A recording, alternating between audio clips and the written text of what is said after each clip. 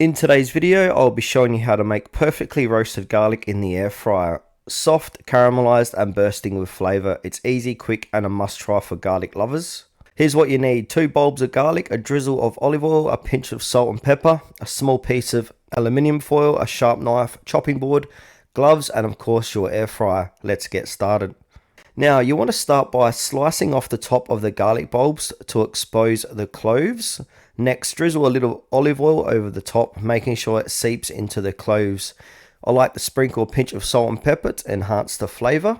Wrap the garlic bulb in a small piece of aluminium foil, ensuring it's tightly sealed. This will lock in the moisture and help the garlic roast evenly.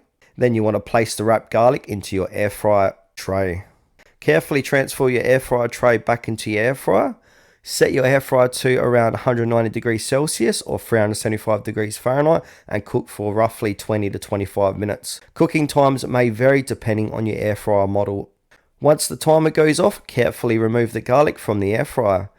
Now it's time to unwrap the garlic. It will be hot. Check if it's done by piercing a clove with a fork. It should be soft and slightly golden.